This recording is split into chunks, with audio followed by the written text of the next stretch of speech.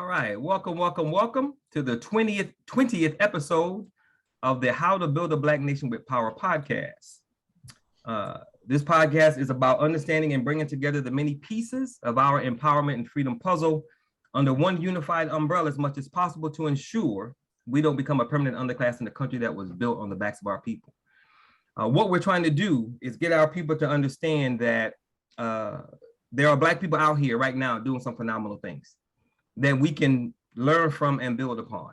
There are Black people still operating at a very high level in multiple spaces that we can still learn from and build upon, and that's what we're trying to do. My name is Tamani Mwandani. I'm the founder of the Black Gold Nation. I'm a direct product of the Shrines of the Black Madonna's efforts since 1953 to liberate and save Black people by building a nation within this nation. Black Gold Nation is headquartered in Houston, Texas, which is where I currently reside. This podcast is titled How to Build a Black Nation with Power, because the Black Nation believes that not only can we do this, but we already have the pieces. We need three things to make this a reality: a foundation that's strong and firm. We already have that. Leadership that knows what they're doing. That's why you brothers are here. And a spiritual connection to one another and a higher power. I don't care how good something sounds. I don't care how much sense it makes. I don't care how logical it is. If we don't have a strong foundation, if we're not connected to one another in a higher power, and if we don't have the right leadership, it's simply not going to work. So two of these areas are what we're going to cover and talk about tonight. That is mental health and community agricultural development. Tonight's guests are a part of our fifth group candidate interview. The first one is Brother Anthony Farrell, who's a candidate for our mental health division. He's the youngest brother on the call. And Brother Allah Merciful is a candidate for our community agricultural development division. He's the other 29-year-old. All right, so before we get to the bios, let me first thank you, brothers, for taking time out of your busy day. I'm sure it's undoubtedly busy. And we just met. I knew neither one of you 24 hours ago. So the fact that you had all those Facebook Messenger exchanges with me, the fact that you asked some questions, did your own research, that is absolutely phenomenal, that you saw what I was trying to do and you agreed to be a part. So I am very, very, very thankful for you brothers seeing it, being open to helping us build it, because I know I cannot do this by myself. I know I need help. And I know the help that is sent is going to need help to do what they are sent to do. So I sincerely appreciate you brothers for being here. And I am thankful that you guys are here, because I understand how important it is that we are connected and on the same page. So I'm going to get into your brief bios, and then we'll get into these questions, and then we will knock this thing out. So the first bio is Brother Anthony. Brother Anthony has dealt with a life filled with mental challenges, either with therapy or self-education, and diving into understanding himself. He has developed and used several strategies to help himself and others cope with mental health issues, and would like to share and train others, amen, how to deal with internal struggles that are specific to Black Americans. Brother Anthony has a BS in Business Administration from the University of North Florida. Amen. Brother Allah Merciful, and that is his real name, I asked him, is a bee farmer. He studied agriculture for 8 years, plotting and strategizing regenerative soil technology to promote soil biology and irrigation systems for sustainable health and floral decoration. Brother Merciful has trained pollinators to work in rural and urban settings to stimulate vegetation and abundant flower growth. He says that working with bees can prolong vegetation growing periods and add up to 40% more crops in cases of less square foot density and acreage. Amen. So when I tell you that everything Black people need, Black people have, a Black bee farmer, who knew? So that is absolutely awesome, man. So that is phenomenal. Okay, so before we jump into the question, let me first ask Brother Anthony, then Brother Allah. Is there anything you would like to add, brother, to that very brief bio that I read about you? Anything you want to add? Yeah, I mean, for me, it's just, I've been through, I've been through life. I think that everybody has, and I've been able to sort of learn from my experiences. And never always staying learning, and being in the mode of receiving information and knowledge is important. And always being able to disseminate that information, package that into a way that people can receive it, and disseminate information is vitally important, especially for the program that we're trying to do. And luckily, my background sort of being in the corporate America, but always sort of being in a position of management, and working with a lot of underprivileged, and also like low wage workers. But also want to make sure that they felt like humans and they understood that, hey, no matter how much you make, you are still important. That's right. That serves me to be able to, that gives me an opportunity to learn how to communicate with a wide array of people from different backgrounds. But yeah, no, I think that's really it. I'm excited to be a part of this opportunity. And yeah, I'm looking forward to seeing how this grows. Awesome. Awesome. Amen, brother. Thank you. Brother Allah, is there anything you would like to add to your bio? Yes, sir. For starters, I am happy just to be a part. You have a dynamic system in place.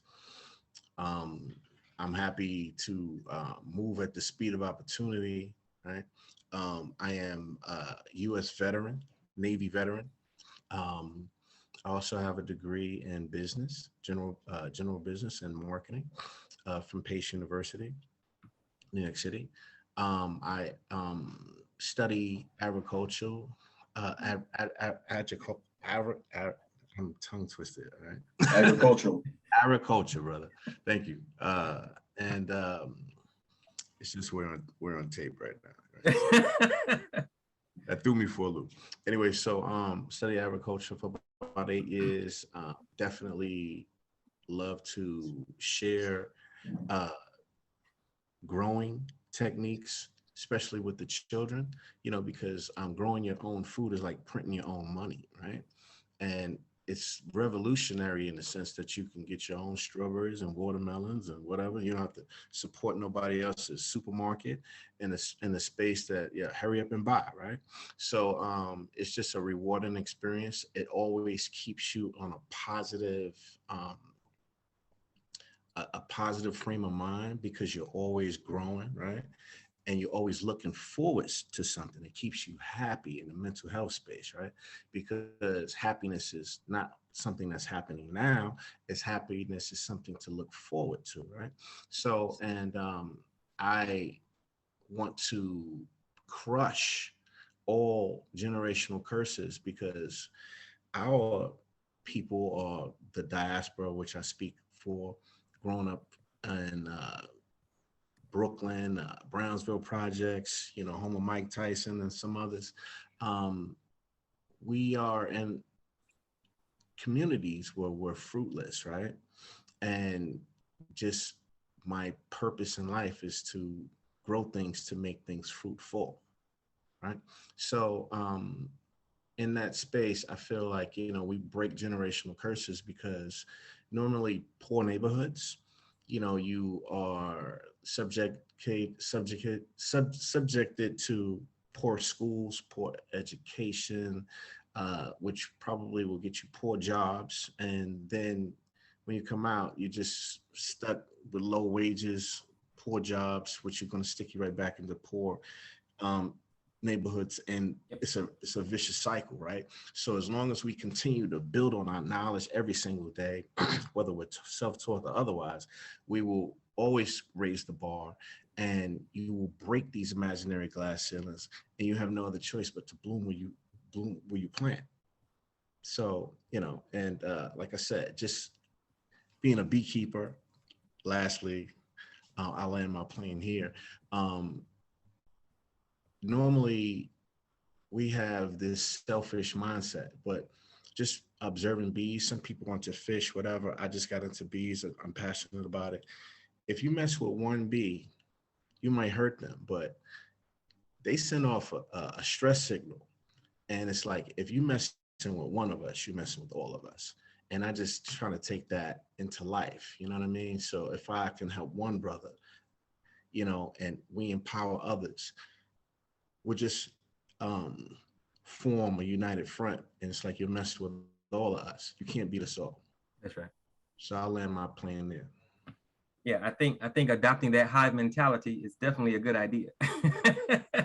Just like ants, and a single ant can't do much, but you mess around with that mound, you're gonna be in trouble. So I can dig it. All right. So the first question is for both of you. I'm gonna. I want Brother Anthony to answer first, then Brother Allah. And I think I know what Brother Allah is gonna say, but we'll see. So, Brother Anthony, first question: what are you most passionate about, brother? Mental health and starting the conversation for our community to especially Black men with the community to start talking about it. I am incredibly passionate that we have a lot of trauma, a lot of scars, a lot of just life that's lives on us, that we are walking through every day and don't really understand why we're making certain decisions. And a lot of those decisions were made, like Merciful said, in our childhood. And there's a lot that we have to sort of work through to get to that point. But because we're not talking about it, and because it's not something that's prevalent and popular, it's something that sort of gets fallen by the wayside.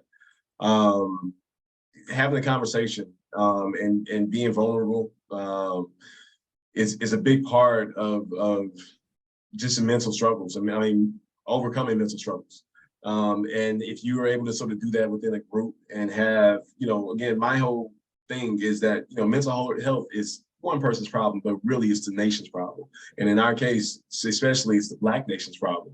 And because we are so many, like right now it's a great time, but we're still decades behind a lot of our peers as far as just the acknowledgement that we have any mental health issues, that mental health even exists in some cases. So that's the thing I'm most passionate about. Just having a conversation about mental health, getting people to therapy, getting people to understand that there are different levels to them that they don't even see, that it affects their everyday life. And they don't understand, hey, why did I do this? Well, it's probably because something that you were taught at some point in your life. Why do I deal with this trauma this way? It's because of something you were taught at some point in your life. So, and just the way, we were raised, in a lot of us may have been raised in like fire and brimstone houses. A lot of may have had stricter fathers. Some didn't have fathers at all. A lot of didn't have fathers at all. So we didn't get those tools early in the development stages like a lot of people did. A lot of other people did. Mm-hmm. So for us, we are happy to do it right now. But right now is the time, because right now we're recognizing, hey, there is more to life. There's more to our mental aspect and mental space than what we're just thinking about at this moment. So yeah, that's what I'm passionate about. Just starting that conversation and getting that conversation as loud and as big as possible for mental health and getting our people in the right mindset, mind frame, so we can progress. Awesome. In October, and I'll talk about this a little bit later, we're going to have our inauguration to meet the new leadership, to strategize, to hear what they want to do. And there's going to be a part of that, Brother Anthony, on Friday. We're going to have a sister talking about the different layers of you. So what you just said is what she's going to talk about, because there are layers to us that we don't even know is there. Like you said, we don't know why we do certain things. We have the false front that we want everybody to believe, but there's a lot more there. And the real us, we don't even know. No. So I'm very glad you said that, brother, because that's critically important. We miss out on being able to do so much because we don't know who and what we are. And we got to get to that if we're ever going to get back to running the planet like we used to. I think the world is out of balance because Black people are out of balance. And that's absolutely. Our strength is within us. Hey, no doubt, brother, no doubt. And I'm looking forward to the day that we understand that. Okay, Brother Allah, what are you most passionate about, brother? I'm guessing bees, but I don't know. Brother, I am passionate about being a problem solver, brother. Oh, amen. I believe that no matter what problem that we are faced with, we are put in a position in a unique way to solve that problem, right? I believe that part of mental health is people, like the brother was talking about, the fire and brimstone households and stuff like that.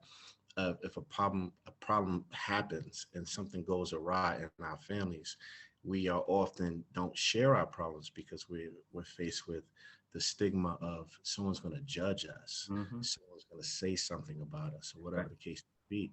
But problems aren't meant to be judged. Problems are meant to be solved, right? So when you come up with right solutions for problems, then it's not an elephant in the room, if you will, right?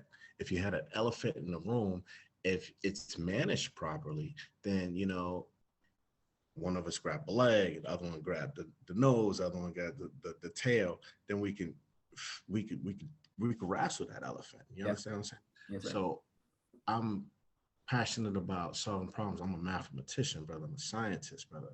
When you are a chef, you're dealing with time and space. You know what I mean? You're dealing with seasons, right? So the same thing with no different than a farmer dealing with the almanac, right? You have to watch seasons. You have to be patient.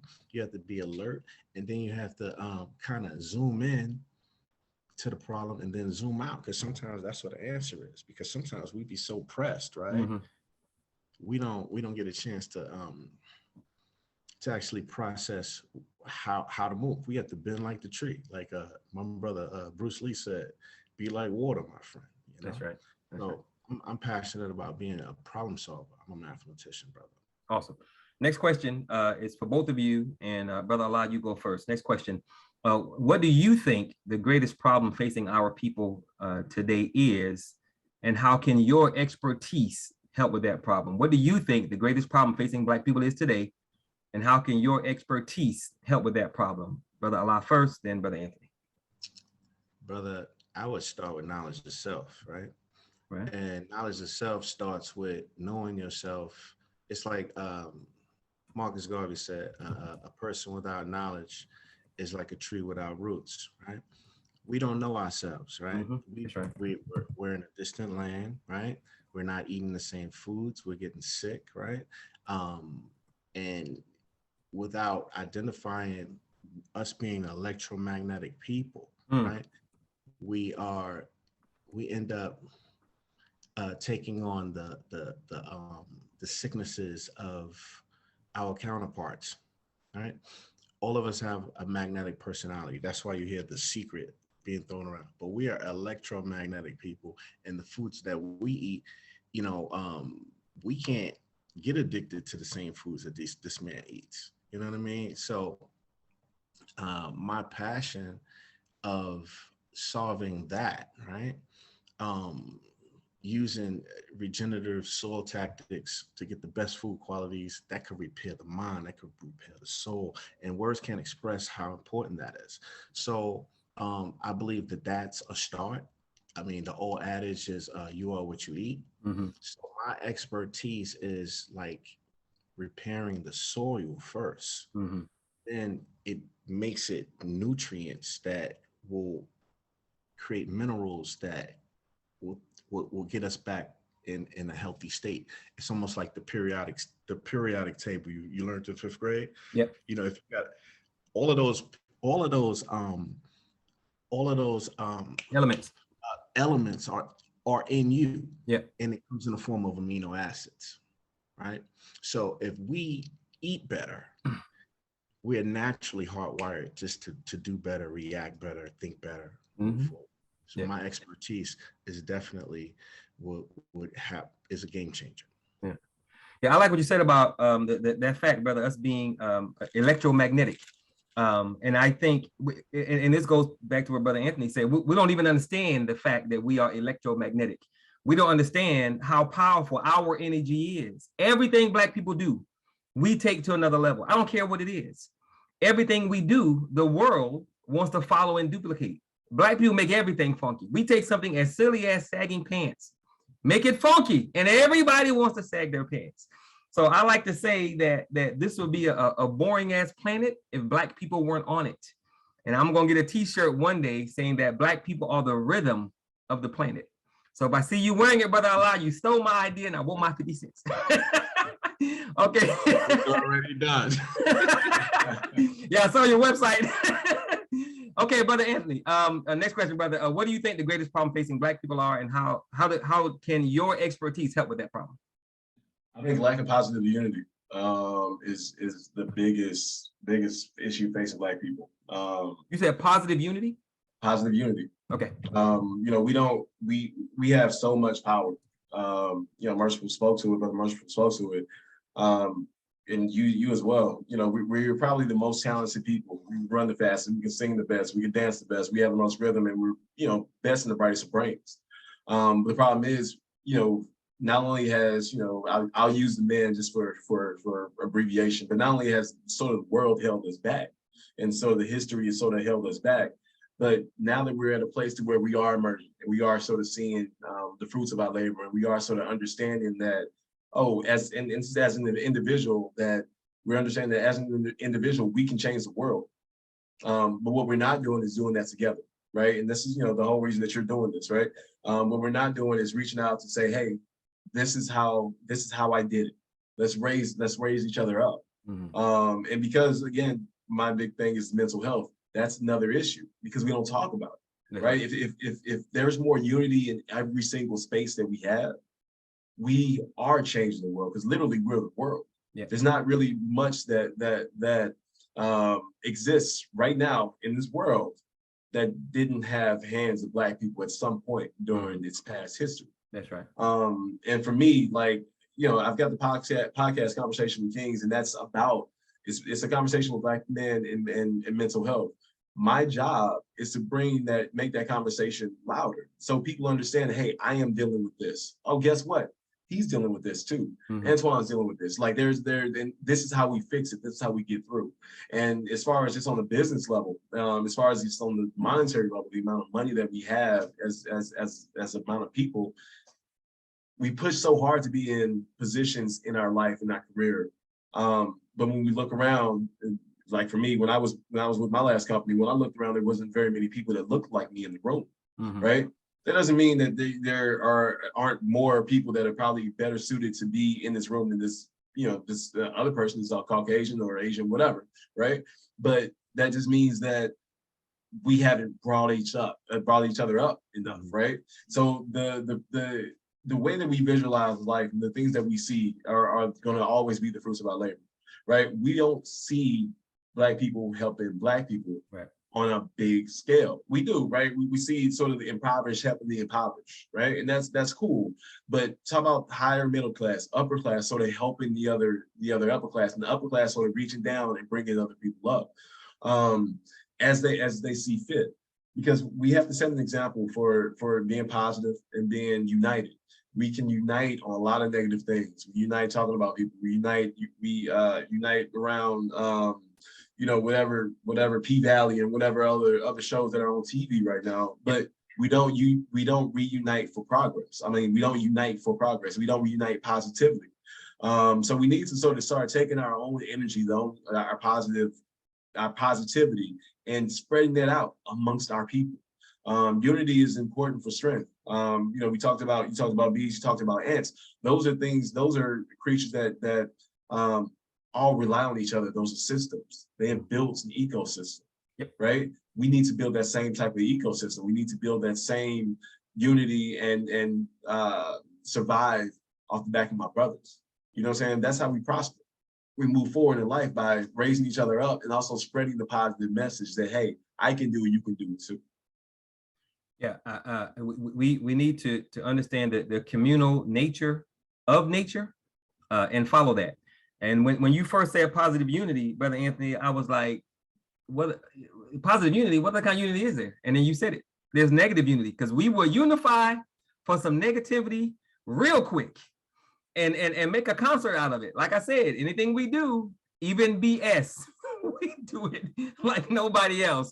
So if we were to ever use that in a positive fashion, we'd be building pyramids again. So amen. Thank you. Okay, next question.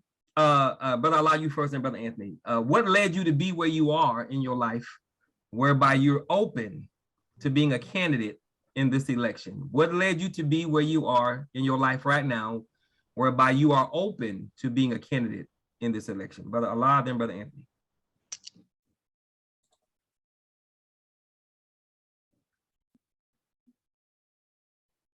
I think he frozen. Is he? Oh, I thought he was biting his lip. Okay, well, until he unfreezes, Brother Anthony, you go.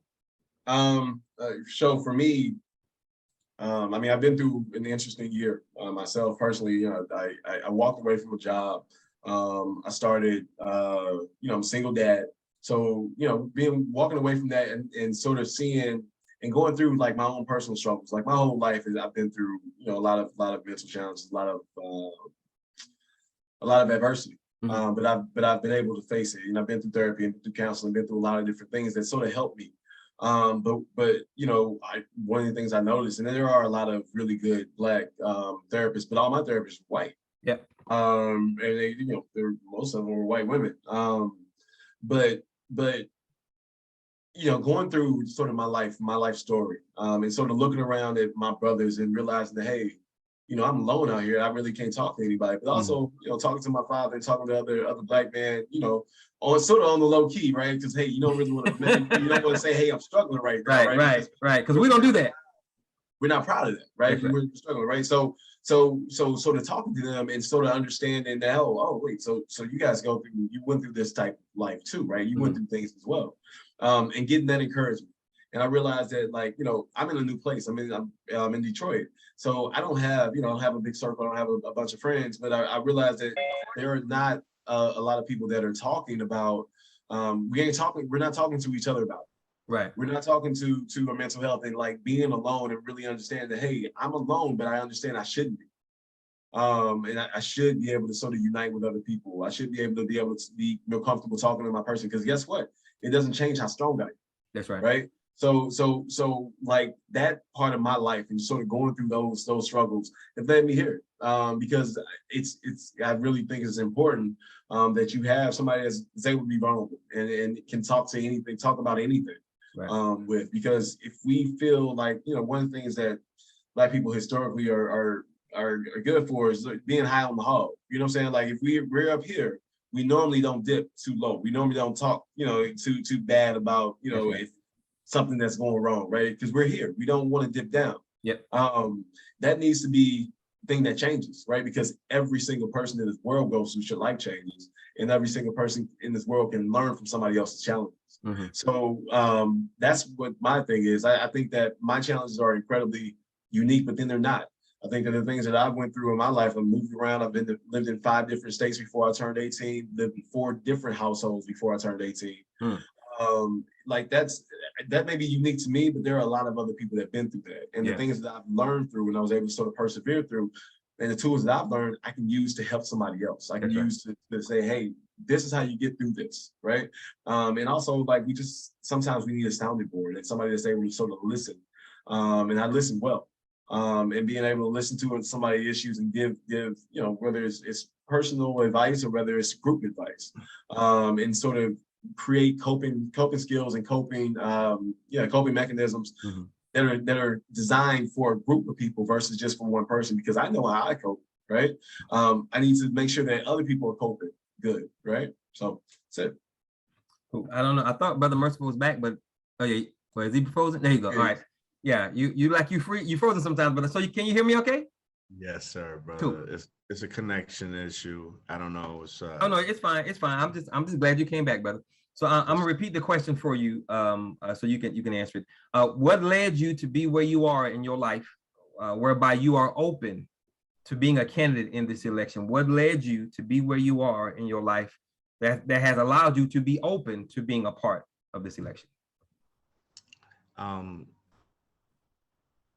As a farmer, I believe your food is your medicine and your medicine is your food. Yes, sir. If I can clone myself and teach other people to do that, I think that will just be a tremendous asset to our community. You know, the Food Drug Administration is basically, you have to take their food to combat their drugs and their drugs to combat their foods. Simply put, the pharmacist was supposed to assist the farmer, right? You know what I mean? We can get all our food we can get all the nutrients from our food. If we have better food choices, then, you know, we wouldn't have these problems like obesity, mental health issues, you know, all of these things that is plaguing the community. So it starts at home first.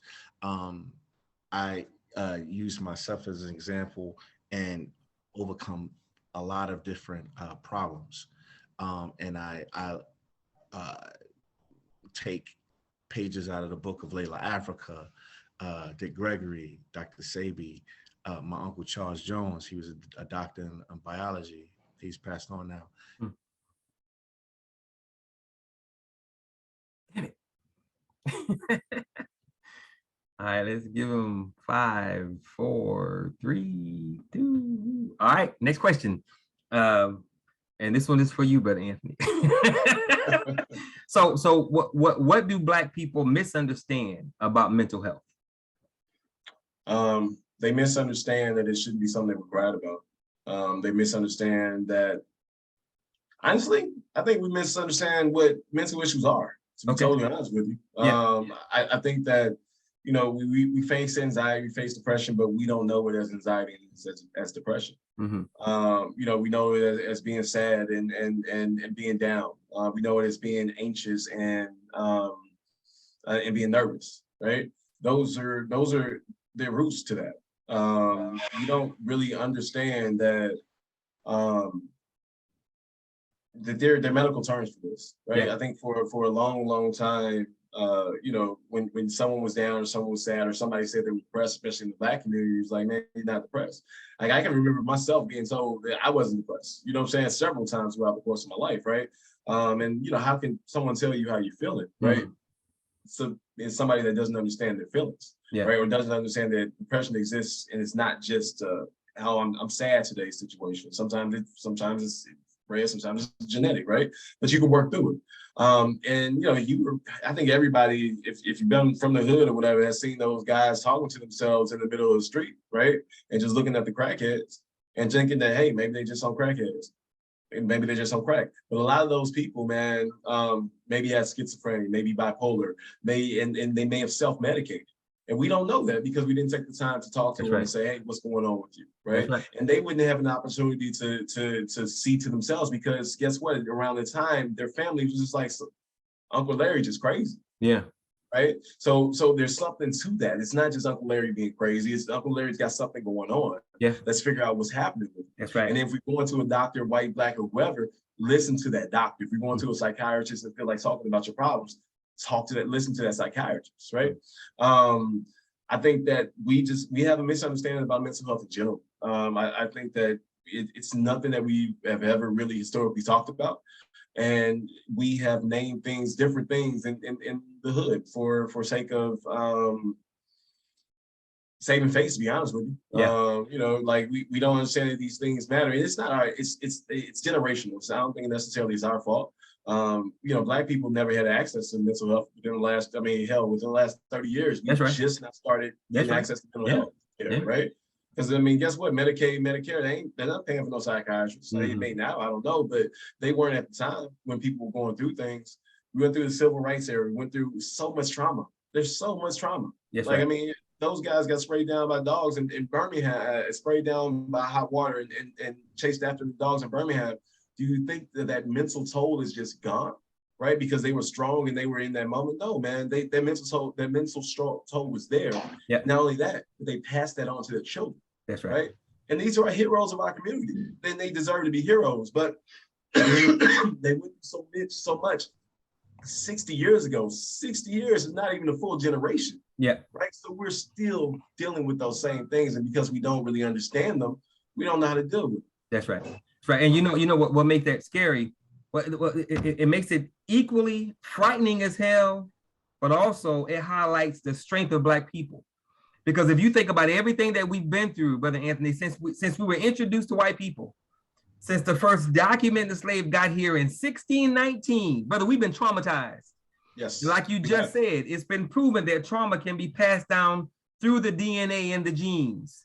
I know of no group that's been traumatized more than us, but like you also said, but we're still here. Yeah. Through it all. We are the strongest. We are absolutely the strongest. Like, I mean, again, the way our DNA marker is made up, we are still dealing with slavery. That's right.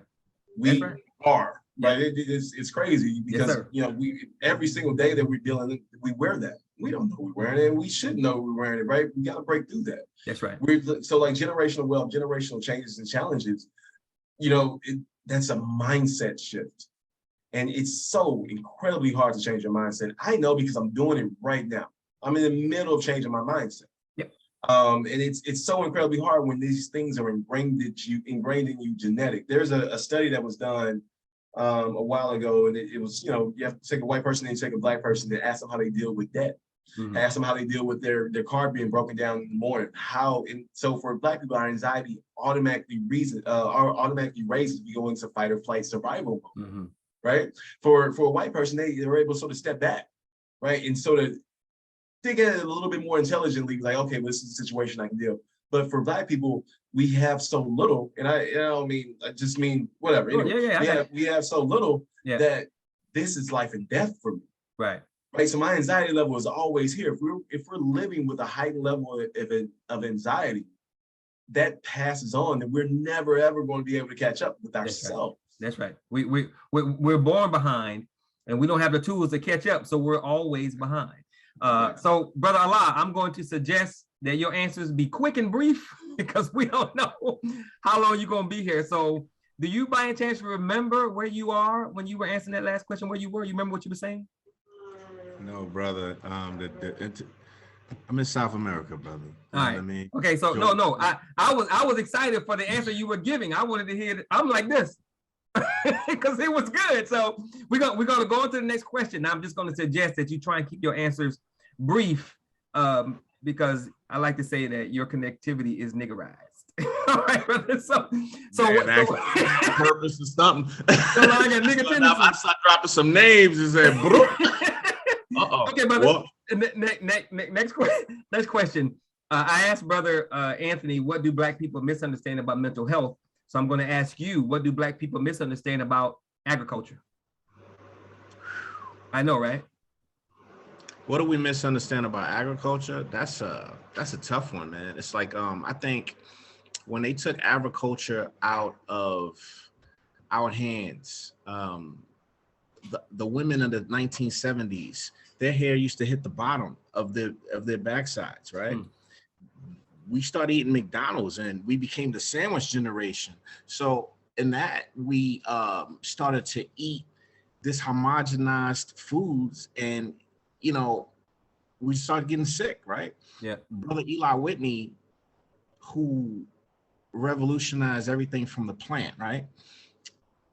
He used to talk to the plants, right? And Henry Ford went to him to figure out how to how you call it, mass produce those cars. Yeah. Because he learned it from the plant.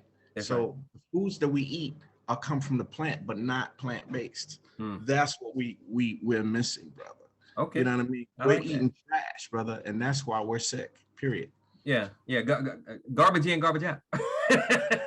So what do you bring to the table to help with that issue, Brother Allah? Brother, I'm a triple threat, if you will. I hate to use that word in this setting. I don't know. It is what it is. It is what it is. I'm own that, bro. Own that, man. Yeah, that's right. Excuse me? Yeah, you said own that. Yeah. Absolutely. Listen, I said what I said. I'm a botanist. I can look at the plant and tell you what it can do for you. I'm a horticulturalist. I could put it in the ground. And I can also look at the food, take the food and prepare it in such a way that it can actually be healing for you, period. Awesome. Brother Anthony, based on your answer to the question, what do Black people misunderstand about mental health? What do you bring to help us with that misunderstanding? A level of understanding, but also a level of understanding of our people. So I like understanding mental health, which I try my best to understand it. Hell, I've been through enough issues to understand it, but understanding mental health, but also being able to understand our people and be able to sort of package things for them to be able to receive, package information for them to be better able to receive. If that means breaking it down in layman's or saying speaking Ebonics, I don't even know if that word still exists. Excuse me. But being able to present something to the mass of people. It's part of the reason that we don't understand, mental health, because we never took the time to understand it, but also they made it so it was too complicated to understand. Right? What is it? The DS9, I think it is. I'm not sure how many people read it, but it's a hard read, man. I've looked at it a couple of pages, but it's a hard read. So for me to be able to sort of understand it and break it down for our people for easier consumption, it's hard to hear from somebody that thinks they know everything, how to be better. I don't know everything. I'm still learning, but the thing about me is I'm learning with you guys, and I'm able to sort of understand, take information in, disseminate it out. Yeah. So why do you think Black people aren't already doing what you bring to the table? Why aren't we already there? Because we have way too much way too many things going on Yes, sir. in our life. Like, I mean, you know, we're in an interesting place where a lot of Black people are starting businesses. We're trying to run the world, basically, right? And even, like I was talking about earlier, we're doing it all by ourselves instead of trying to do it unified. But we're too busy, and like we don't take the time to dive into these books. We don't take the time to read about our mental health, read how we can help each other, because a lot of the times we don't understand that there's an issue. So I think that's the primary reason, like just being time and not understanding there being an issue. Yeah. What you just said reminded me of something Brother Malcolm said. He said, Black people aren't stupid. We're just too busy trying to survive to think about anything else. Yes. And if that ain't it, but I don't know what is. Brother Allah, next question for you. I asked you, what do Black people misunderstand about community agriculture, and you gave me your answer as relates to what you bring to help with that misunderstanding. My question for you is, why do you think Black people aren't already doing what you bring to the table to help us better understand agriculture? Why do you think we're not already doing that then? Misinformation, and some people are doing what we're doing. We're just not doing it on a bigger scale, brother. Yep. So do you have that number, Brother Allah? No, sir. Okay. I think I might be able to share it really quickly. And also something else that might help with the connection. Brother, if you turn your camera off every now and then, like maybe every other question or something like that, since we already know how handsome you are, you don't have to constantly throw it in our face that you light-skinned, good-looking brother.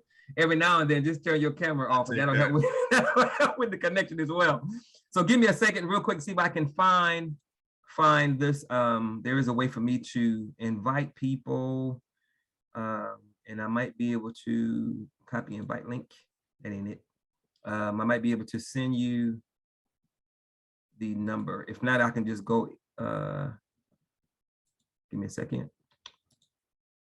If you go down in the bottom corner where it says mute and click that little button up, it says switch to phone audio. Okay. I think. Yep. You think that? Okay, Brother Allah, try that.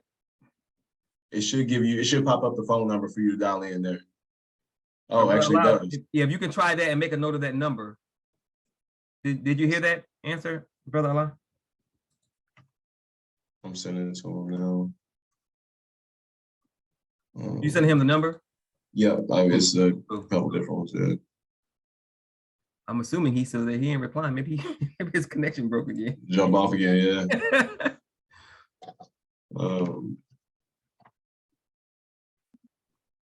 Let me know when you send it so I can ask you the next question. We can keep going. All right. Brother Allah, are you there? There we go. Sir, I'm here. Yeah, so Brother Anthony is going to send you the number. He's trying to find it. Did you by any chance hear what he just said? Yes, I heard everything he said. I just, like you said, I guess it's the 5G situation. Just turn the video off every so often. I'm here. I'm still in the. Yeah, I don't want. He said there's a wait. He said there's a wait. The brother's a hard brother to beat, man. I feel like I'm. All right, we're gonna go to the next question. Okay, hey, Tamani, I just sent it to you. For some reason, I couldn't get it in the chat. Send that picture over to Brother Merciful for me, please. How did you send it to me? Facebook Messenger. Okay. All right. So really quickly, Brother Allah, I'm going to send you this picture that Brother Anthony just sent me, and we're going to use the white man's technology to work it out.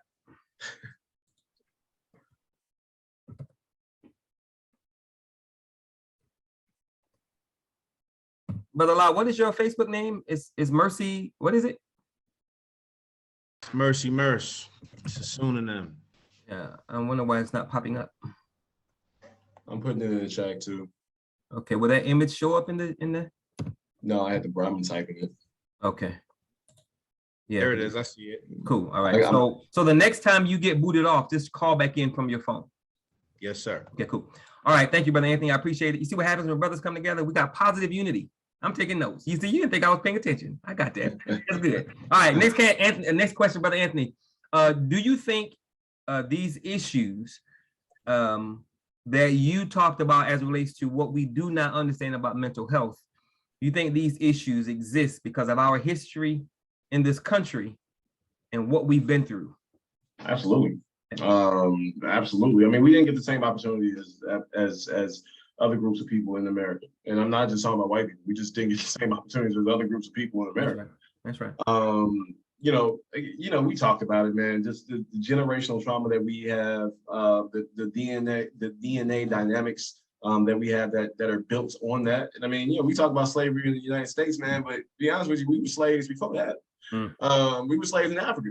So we've been dealing with these issues for a long time, and because we haven't been able to.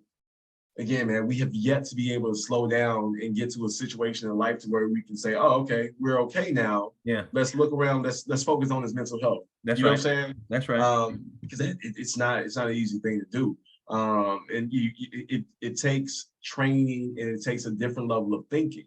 That because of the way that we were raised, because of the way that we were brought up, that different level of thinking sometimes is breaking away from everything that we have been taught. You know what I'm saying? Like if our mother, grandmother, whoever you were raised by says, "Hey, you're not depressed, you're just sad," then that's how it is, and that's ingrained. That's our whole freaking life. Yeah. You know what I mean? It's not easy to go through something and then go back home and say, "Hey, I'm going through this," but your parents, your peers, your friends do not believe you. Right? No, you're not. You know what I'm saying? Like exactly. And it's literally, no, you are not. Yes, sir. You know what I'm saying? And the crazy thing is, I mean, not in recent years, but my father's told me, I was like, "Man, I'm depressed." You're not depressed. You know what I'm saying? And what's even funnier was like, not even funny at all. My brother committed suicide a couple years ago. Right? That's why this issue was so important to me. Yeah. But there were members of my family, and saying that he wasn't depressed when he was going through things. Yeah. No, man. These are results of actions. Yep. You know what I'm saying? So it's because we were the way we were raised, and it's not our parents' fault. It ain't our grandparents' fault. That is right. The situation that we were brought up in. Our parents, our ancestors, they did the absolute best they could. Yes, sir. Could do. Yes, sir. You know what I'm saying? And right now, when we're at this age where we have so much technology, so much information out there available, so many ways to access people from different levels, different walks of life, right? We were just not hearing stories about, "Oh, okay, this person went through this level of trauma," right? We're just now hearing those stories, and it's just now being sort of okay. Yeah. Right. And I have to give, our queens the all day. That's right. All day. They are the one that's leading this mental health charge. Yes, sir. You know what I'm saying? Like it's like I'm just not getting into it. I mean, I've been into it, but for myself, right? I'm just not realizing, oh man, our brothers, we need to support ourselves, right? So it's absolutely 100% based on the way that our stories that were made for us to live.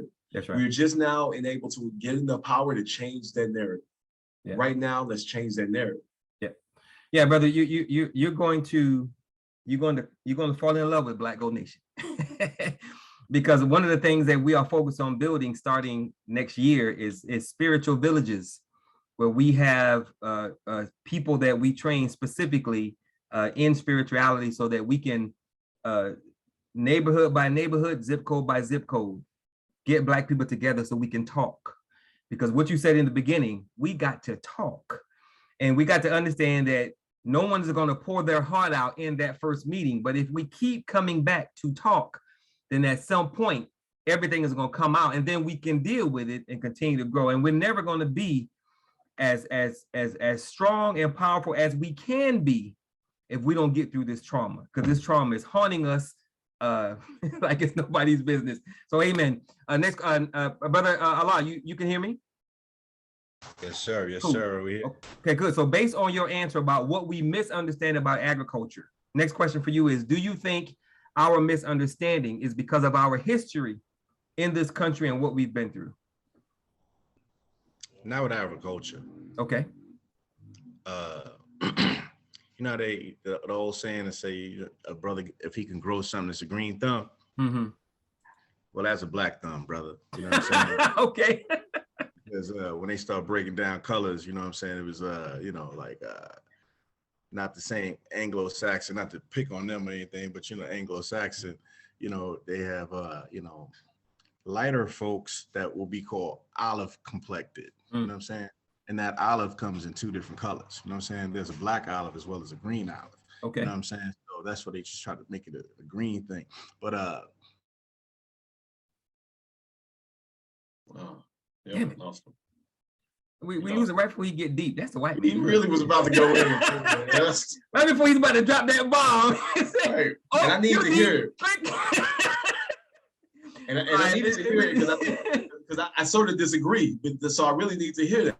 I was like, oh wait. So, but I think I understand where he was going. So I hopefully I can get him back in so I can hear that answer. Well, hopefully he will dial back in, and then we won't have the connection issues. So really quickly, for anyone who's watching live or watch the recording, if you missed the beginning of the show, you're listening to the How to Build a Black Nation with Power podcast, where we seek to understand and bring together the many pieces of our empowerment and freedom puzzle under one unified umbrella to ensure we don't become a permanent underclass in a country that was built on the backs of our ancestors.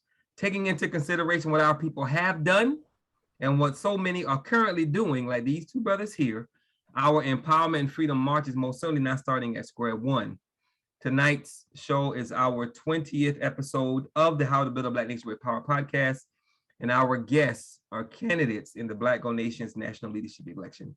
Brother Anthony Farrell, the darker of the two brothers, of a darker hue, is a candidate for our mental health division, and Brother Allah Merciful, the other brother, is a candidate for our community agriculture development division. So, Brother Allah, you're tall, dark, and handsome. I'm tall, dark, and handsome. I'm sorry, I apologize. The tall, dark, and handsome younger of the two. Exactly. Give me all my and the chocolate thunder. Okay, Brother Allah, you got your connection cut off right in the middle of you about to drop some serious knowledge, brother. What were you about to say? Man, it seemed like every time I drop something, you know what I'm saying, they man, that's the devil. So that's, look, that means I'm doing something right. Something's happening. I feel, give me a question one more time. That way I can just. I said, hold on, let me go back to it. So I asked you, what do Black people misunderstand by agriculture? Then I asked you what you bring to help with that. And then I asked, and this is a question you were answering, I said, do you think our history in this country, because of what we've been through, is why we misunderstand the things we misunderstand about agriculture? You said, no, not so much with agriculture. And that's when you got deep and the white man said, nope. That's how I'm taking it. Right, brother. I feel like the history that we have in this culture, country is rich, you know, and I'm optimistic, brother. The first shall be last and the last shall be first. That's in the Bible, brother, period. So I think we've been down for so long, there's nothing to look forward to being nothing but up. I don't get emotional with these things. Emotions is energy in motion, brother. You know what I mean? So we could either have the anticipation, which is the energy I get when I have an outcome that is expected, that's as desirable to me, or I can have doubt or anxiety. And the anxiety is wasting present energy on a future outcome that is undesirable to me. So I choose to do the first one. I try to keep it positive, right? Like my mantra is still growing. I'm always growing, brother. Okay. You know what I mean? I love the earth. You know what I mean? Earth, wind, and fire, water. You know what I mean? I need it all. We are part of these elements, man. We are that anomaly, like they say on the Matrix. I'm not gonna get too deep and heavy, man, because you know it might shut me off. Whatever. Right. You know. So I'm gonna give it to the brother. The brother is very eloquent, man. I love what he's saying. I'm just happy to be here, man. That's it. You know. Just know that. All of the deep stuff that Brother Anthony says, I sent it to him in a text message, so it's really me. So don't think it's him. That's right. All right, so next question. It will do Black Gold Nation no good to work to prepare our adults for empowerment and freedom if we're not simultaneously working to prepare our youth for empowerment and freedom. Brother Anthony, how will you bring the youth along in your area of expertise, mental health, to take the place of adults when the time is right? You, Brother Anthony, then Brother Allah. Man, I'm raising the youth. That's going to raise. That's coming up in the household of mental strength. And it's an interesting question because we've been talking a lot about our past, right? The way our parents, our ancestors, all that good stuff, right? And the damage, and for lack of better words, because it was all love, but the damage that we may have taken on, right? So being a model for my son, man, and being vulnerable, being humble, working hard, but also understanding and being sensitive. You know what I'm saying? It's important. For me, it is imperative for me right now, while I'm continuing to build myself, to build my son, because he's going to enter this world and go through the same issues that I went through, right? But when I went through it, I didn't have the mental strength to know how to handle. I didn't have the mental knowledge, about mental, to know how to handle, right? To know how to circumvent certain situations, certain actions, or whatever. Those are tools that I'm going to impart on my son, right? That he's going to be able to see what a real man is, man. The real man that is, guess what? Sensitive, humble, and hardworking, dedicated. Yep. You know what I'm saying? Like he's going to see these things, and he's going to be able to model these things, right? But also patient. Yeah. Right. And he's going to know it's okay to be vulnerable and to talk about how I'm feeling. Yeah. Very important. Go ahead. You know what I'm saying? No, absolutely right. My son seen me cry before. Yeah. You know what I'm saying? Like that's something I've never seen my dad cry. I have one time, and it was a tragic incident, but he seen me cry, you know what I'm saying, just going through some things, right? And pushing through these things. And he knows that it's okay. You know what I'm saying? And he's a boy, he's a 9-year-old boy. He's still gonna be a strong man, don't get it twisted, because I still am. Yeah. Right. But knowing that there is an area of vulnerability and that you cannot be strong all the time, and that sometimes you do need help. Right. And sometimes you do hit an end point, a stop point that you need to sort of back away. Yeah. And let me see how to navigate this a little bit different. And building the tools and the tricks and for life and for a successful life is so important for him, and it's so important for all the children. Yeah. Because right now, if you have a parent that is going through therapy, right? Like me, like William had the same, well, really, he's a junior, he's AJ, but I call him William.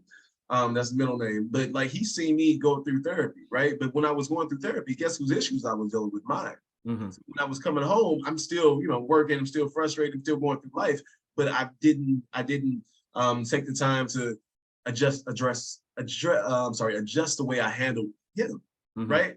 So this is early on.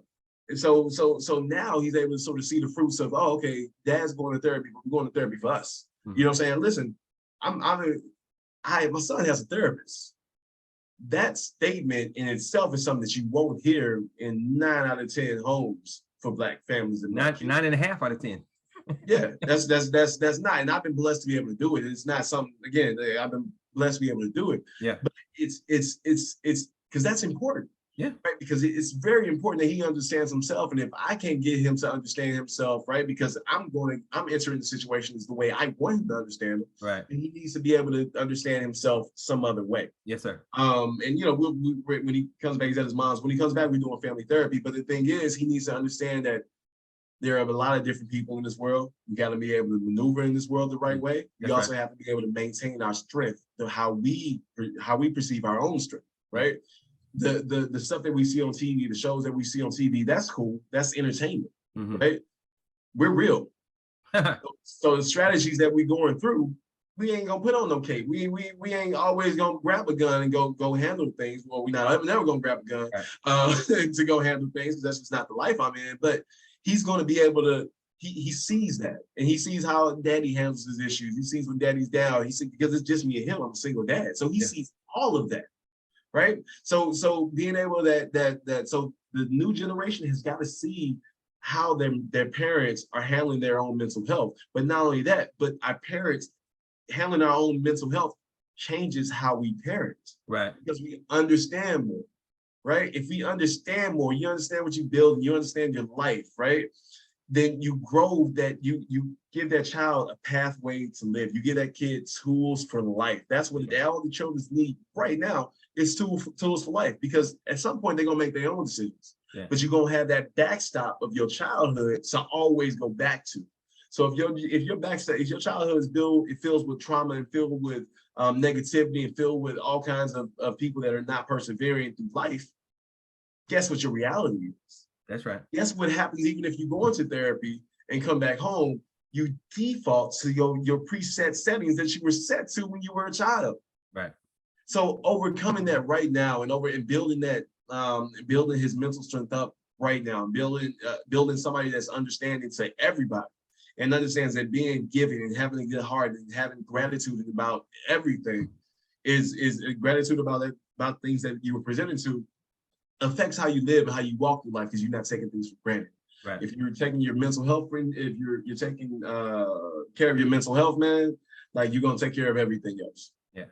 Amen. So we have 1, 2, 3, 4. We have 5 more questions. All of them are pretty simple questions, but the interview is really incumbent upon how long you guys take to answer.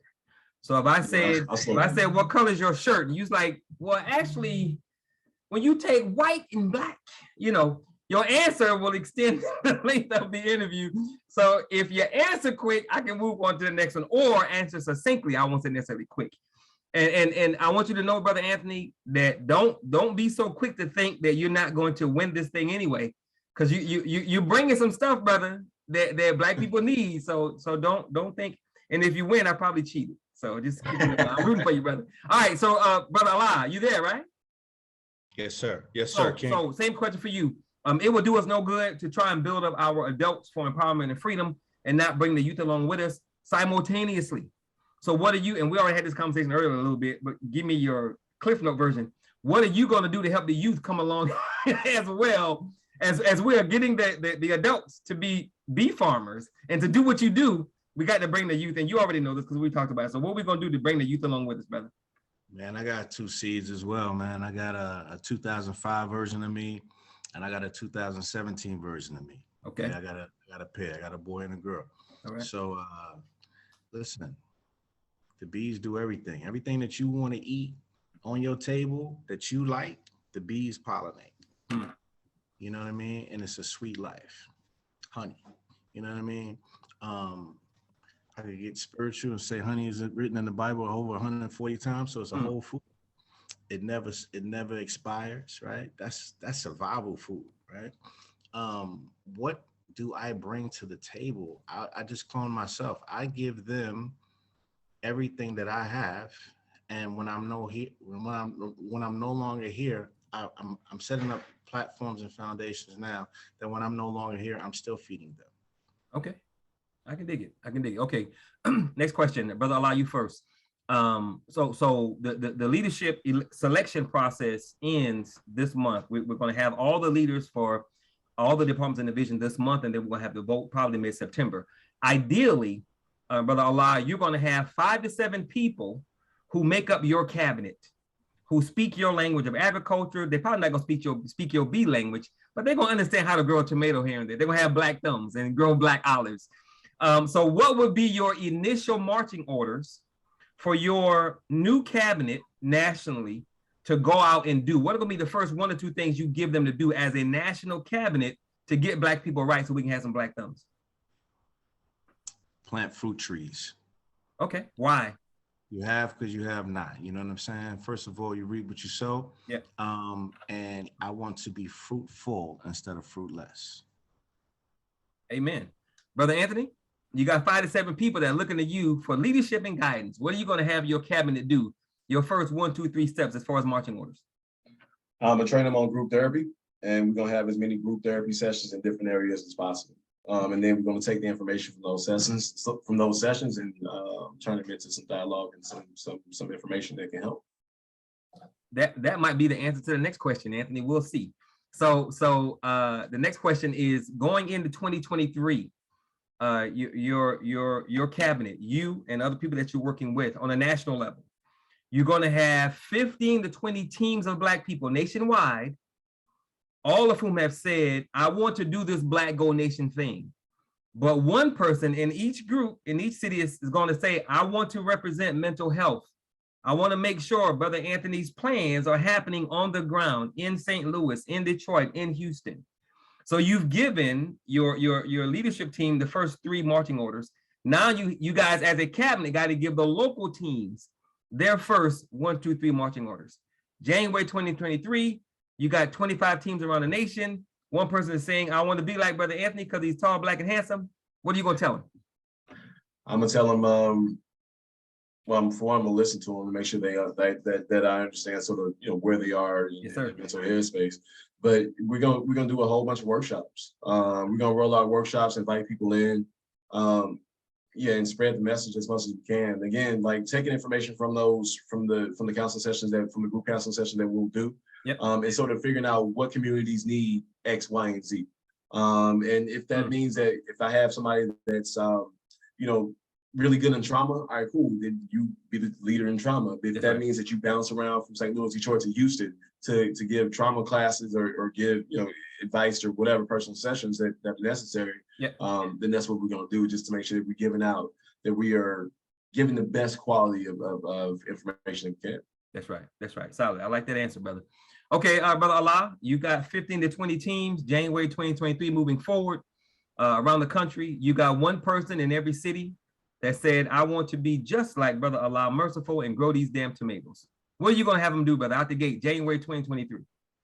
Well, depending on where they are geographically, I would have to figure out where they are to know what they need, right? Yes, sir. Because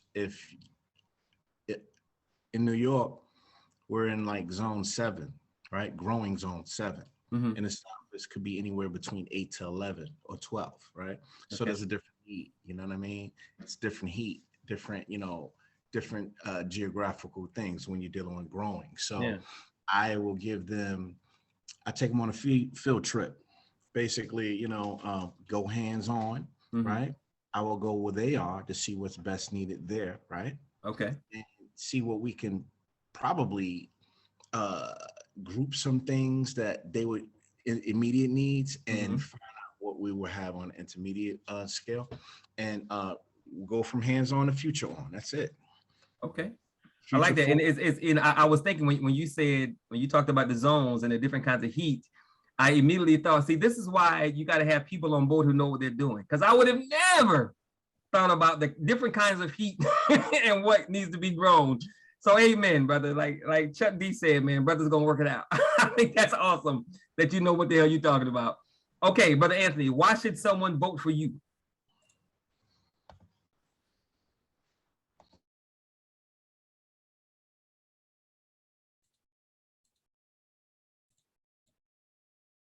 You're muted, brother. I was wondering why I wasn't hearing anything.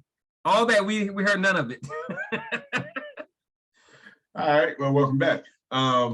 So I think people should vote for me because mental health is important, and I think that whoever decides to take on this mantle, and it doesn't have to be me, but if it is, needs to understand and be vulnerable and be open to hearing from a lot of different people, and sort of understanding that regionally, groups, ethnic wise, groups of people, we may have different needs, may have different understandings of certain things.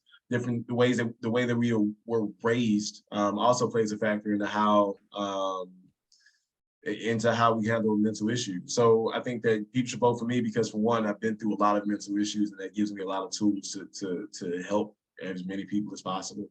That I'm open to change at all times. I'm never locked into anything. I'm always willing to listen to good suggestions. And I've led groups of people before and been very effective. So I think that those 3 things, and most importantly, just having somebody that's a leader but not locked in place, is unique, but it's really important, especially in a space that moves around as much as the mental space does. Amen. Thank you. Brother Allah, why should someone vote for you? Hands down, experience, brother. You know what I'm saying? Experience to pass on to the seeds, to nurture the seeds. The seeds to me is like prime real estate. You know what I mean?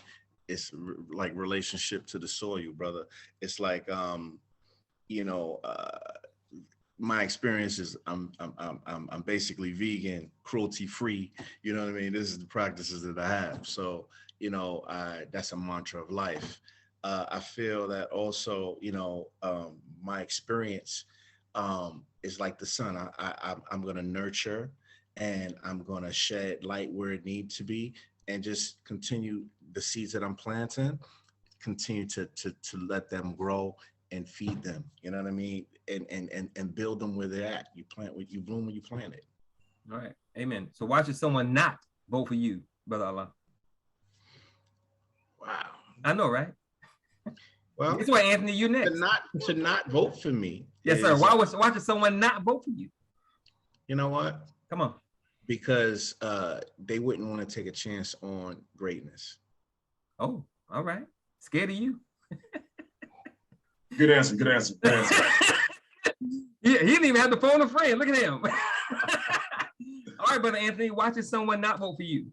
The only reason somebody would not vote for me, and you know what, I can't hit it like Brother Merciful. You know what I'm saying? I got to come a little bit humble. This is my season of being humble. There may be somebody that has more experience in the mental health field. Okay. And if that's the case, I'm willing to support them. But I don't think that they will have somebody that will go as hard as me. So, but if there is somebody that has more experience, I will be behind. I'll be on that board. We're gonna do it. But that'd be the only reason you wouldn't vote for me. Solid. Next question for you, Brother Anthony. If you could only take one takeaway from everything we've discussed here tonight, you could only take one thing away to ensure that everyone who's watching live and everybody who watches the recording, they will have that one takeaway with them for the rest of their lives. What would that one takeaway be? Man, it's a really good tough question. It was gonna be that Brother Marshall beast over there, but nah, that's that. I want them to have that one takeaway. And I guess it's just be on me. I think that no matter what, taking care of your mental is important. Breaking generational curses is important, even though generational curses don't necessarily exist. They're just our DNA.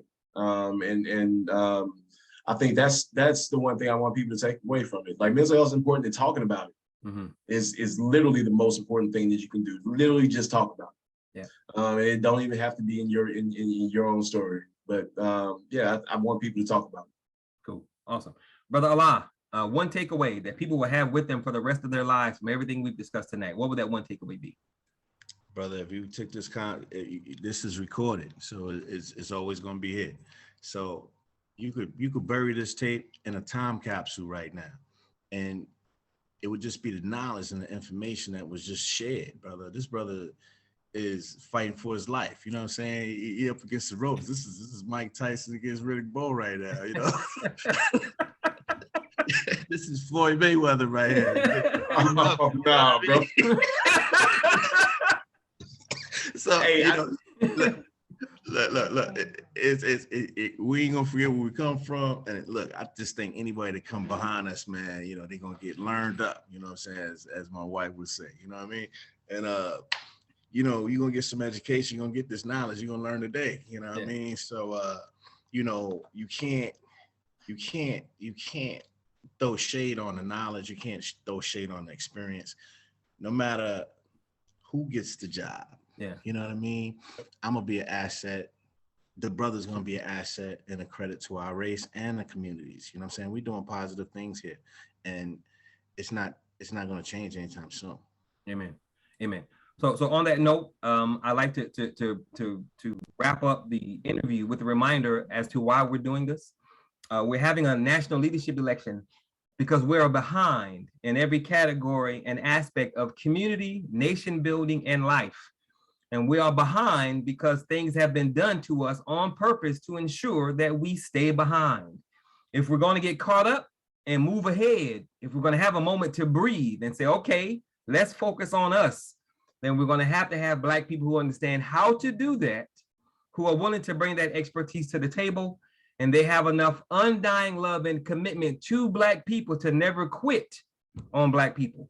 Like Brother Anthony just said, he made a statement that reminded me of Will Smith. You might be more talented than me, but you're not going to outwork me. That's what I heard when Brother Anthony made his statement. And that's what we have to do.